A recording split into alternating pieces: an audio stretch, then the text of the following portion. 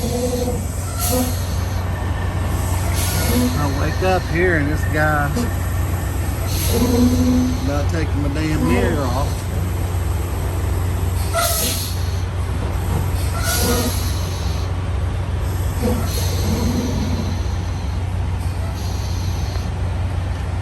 You hear him just pumping those brakes.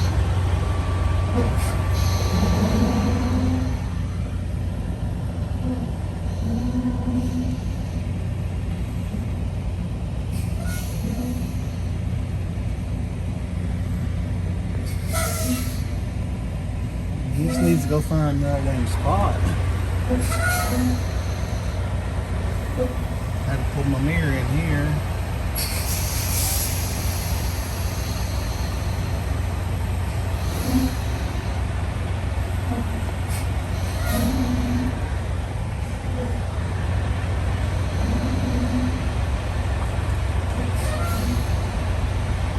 He's trying to pull in here.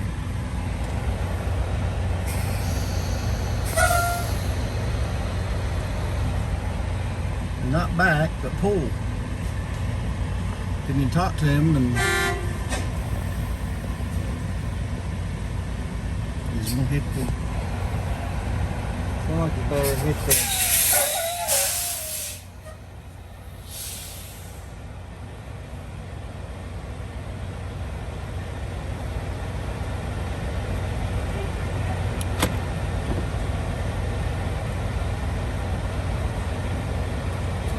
Now it sounds like he's barely hit somebody over there.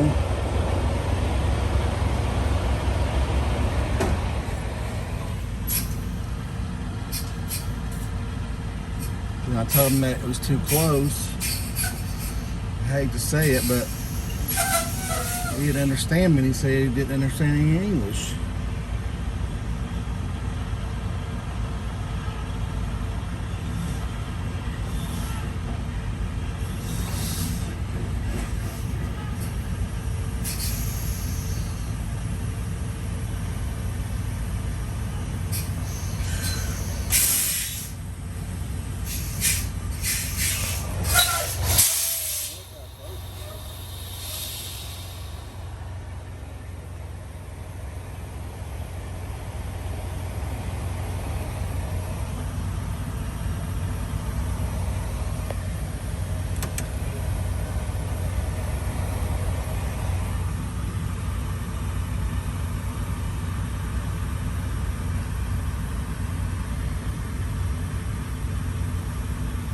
Hopefully that'll help him a little bit.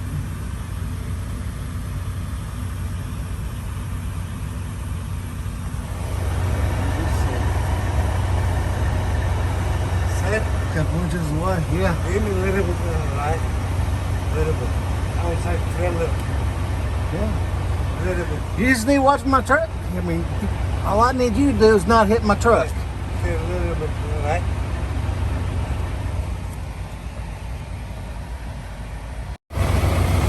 So I woke up last night to this guy almost hitting my truck, pumping his brakes. I only find out that he hit this truck, was trying to back up, but they're both pulled in like freaking idiots.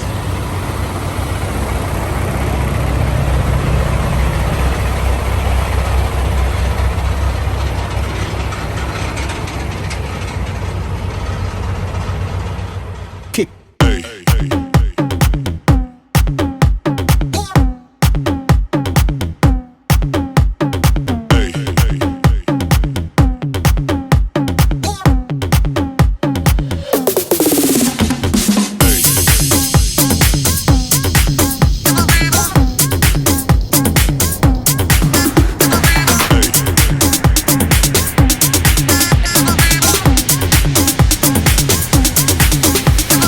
Everybody shake it, baby.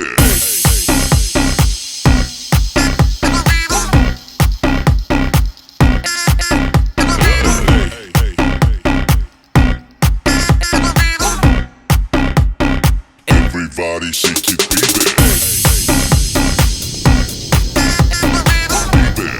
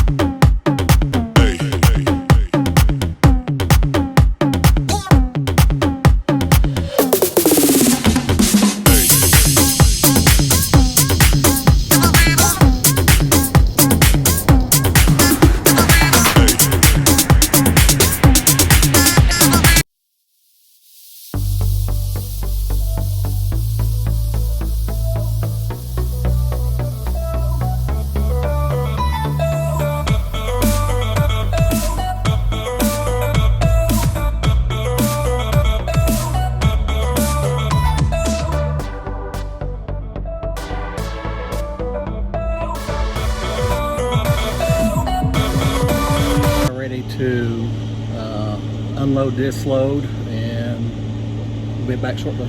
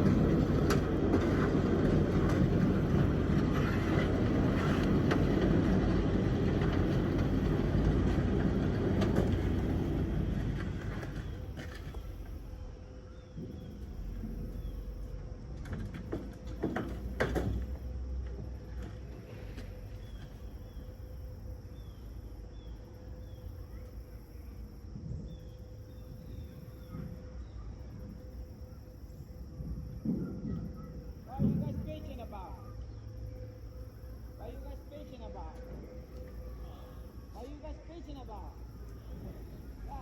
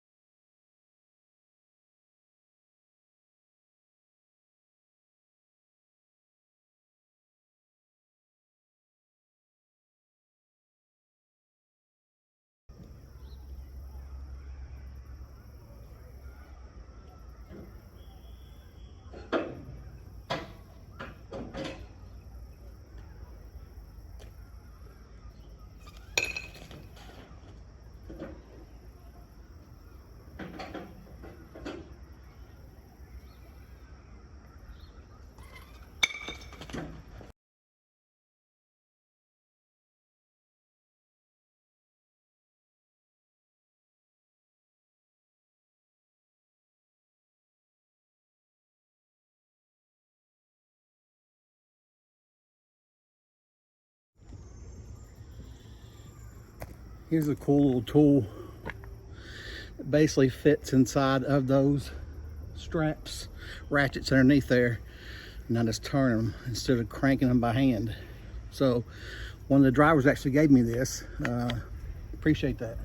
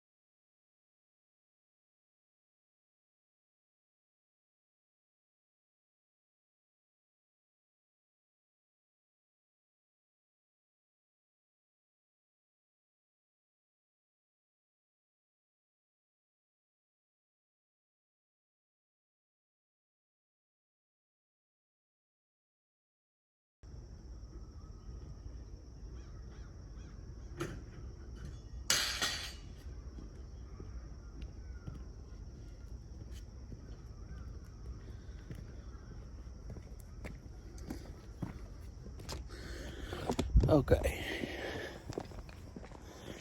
A little sweaty now, but I want to kind of show you what I was doing. Let me get the tool over here. And not all straps have ratchets on them like this. So see how that clicks? But if we do it the other way, it's when it turns up inside of it. And what you saw me doing earlier yesterday when I was loading is I was loading magnets. Let's see if I can get it right here to keep that off from that to being caught, that leave it wide open. That way when I go to stretch the straps, I don't have to run on each side to release that, because once you say, you see how it catches right there? So I gotta pull that up and release the strap in order for it to be wide open. What I want to go back and forth is why I place those magnets. And another thing you want to watch is, so these rails right here that the straps, this right here slides on, you don't really want to ever put a strap anywhere in this vicinity right here, just because when this lowers, it will actually lower onto the tire and either burst your tire, or when you go to move, it will burn your strap. Trust me, I've done it, I know. It's not a fun thing to do.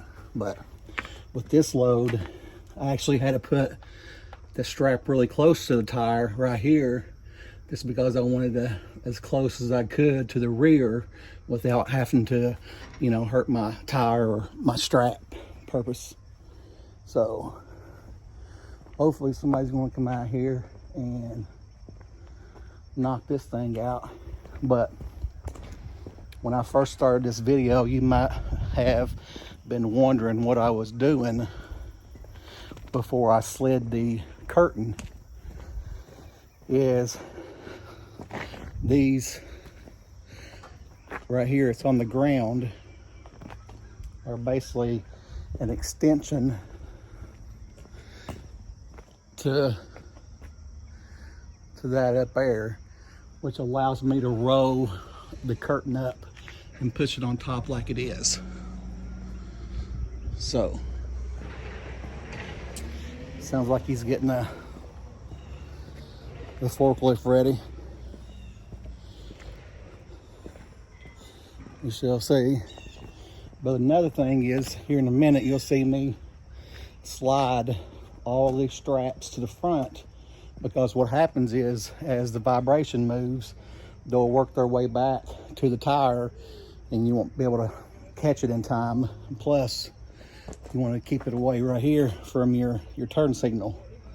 That way when you're driving and your turn signal's not obstructed at all. But I'll be back with you in a minute.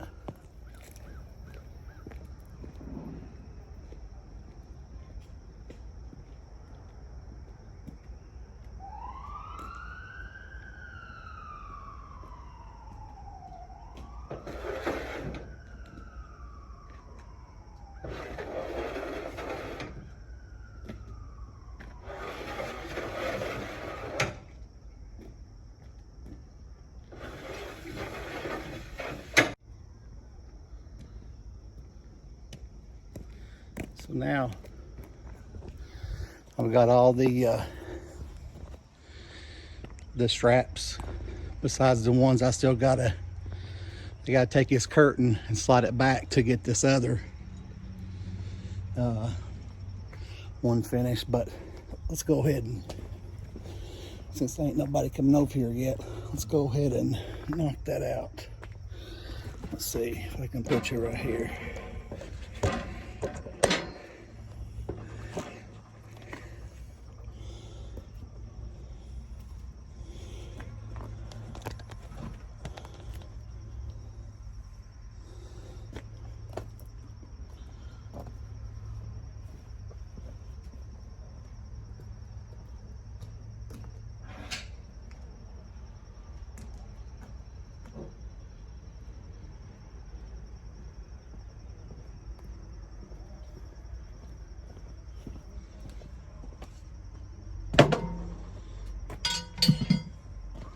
So you basically, this is your pressure release right here. So a lot of pressure on it, especially when it's empty. So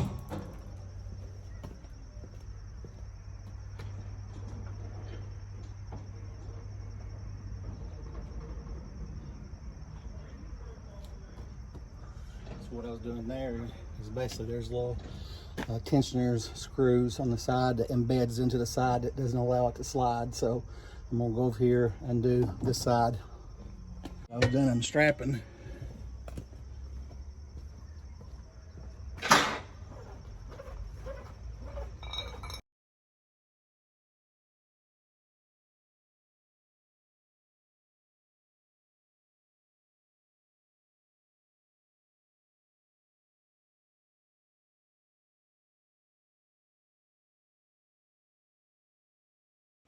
All right, so when I rode this back, it kind of hit, made a thump, and the back part slid down.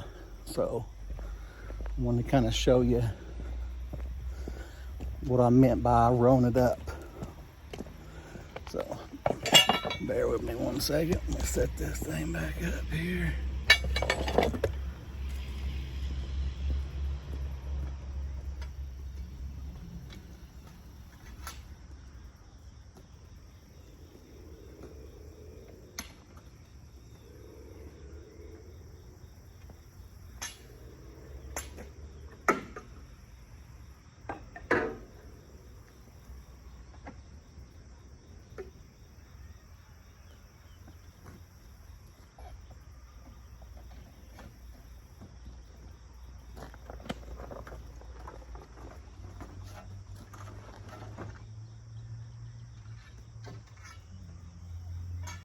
Thing got me sweaty out here.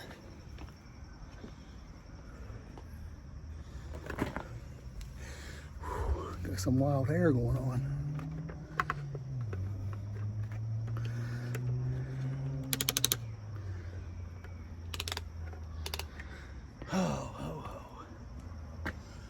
So once they get these offloaded, this offloaded, this offloaded, I'll take that curtain, slide it back to the front, and they'll offload those.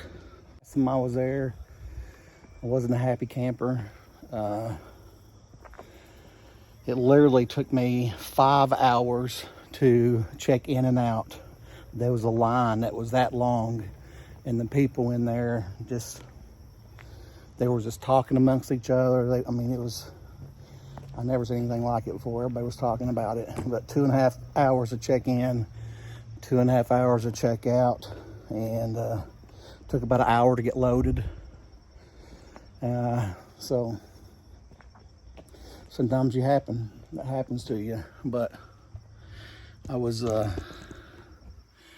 pretty frustrated, and actually told my dispatcher that I didn't want to go back down to the port just because of that reason. And this particular customer that I'm going to is supposed to be a different customer than I was before. So some people have their good days and some people have their bad days. I mean, it's just like trucking. Some days you can move 650, 680 miles in a drive time, and sometimes you can only get 500, 400. Accident, traffic, something that's out of your control. So, gotta roll with the punches. It's a little humid. At least it's not raining. It was raining all morning, pretty much coming down here, off and on. Actually here in Littlestown, Pennsylvania, which is right on the border of Maryland. And I'll be going to Baltimore, Maryland to pick up my next load. Then that will be taking me to Tennessee. So that's the plan. That is the game plan. Now if we can just get somebody to come over here and get me offloaded.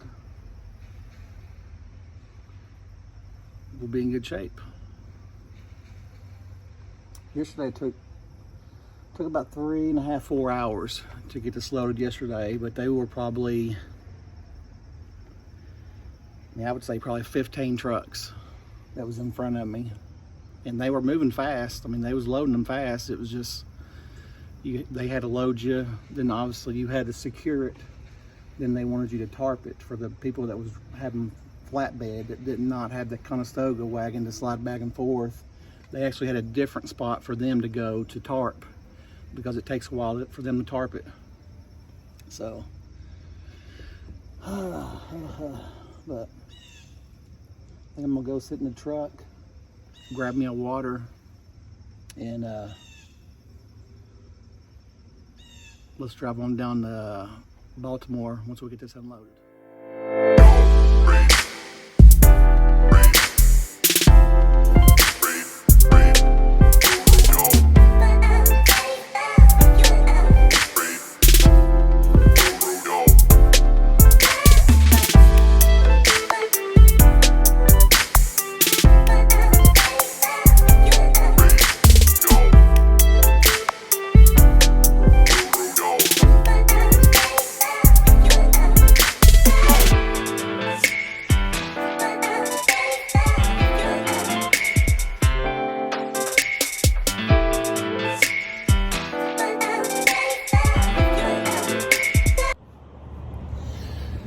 All right, so I've made it down here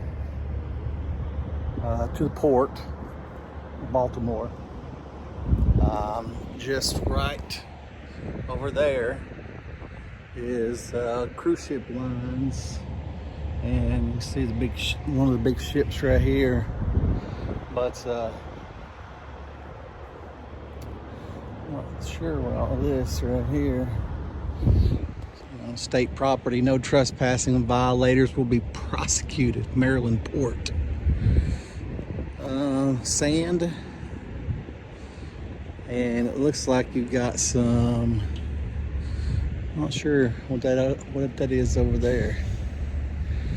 You can see the booms and stuff where they take off the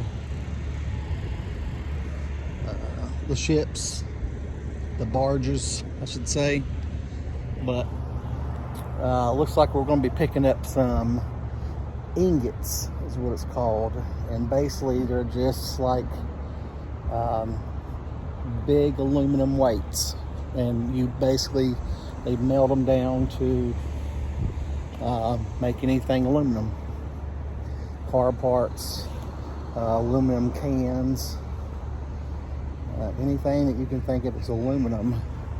And you can see them lined up right there. I mean, that warehouse goes back pretty good distance. So you see them right over there, stretched all the way down there. So be picking those up and headed to Alcoa, Tennessee. I am truck number 6. So I got 5 trucks ahead of me, and we've got 2 F&S trucks. We had actually 2 more, but when I came out, they had already, I guess, got called back to load up. But that's what we're doing, and I'll be back with you shortly.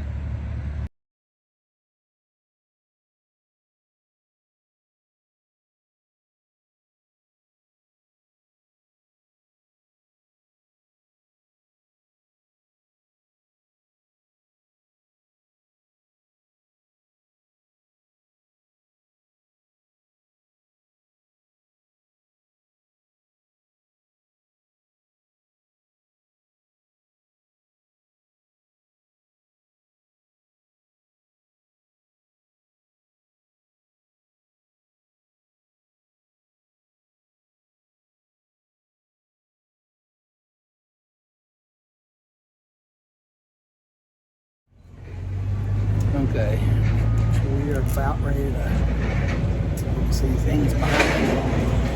So we better start loading up on the trailer. Start sliding it back.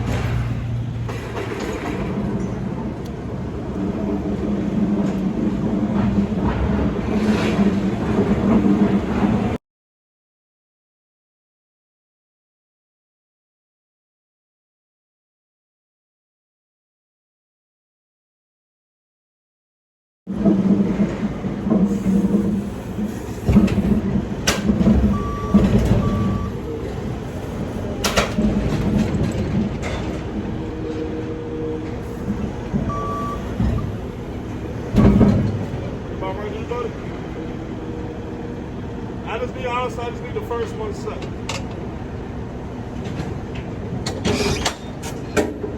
Right back toward them.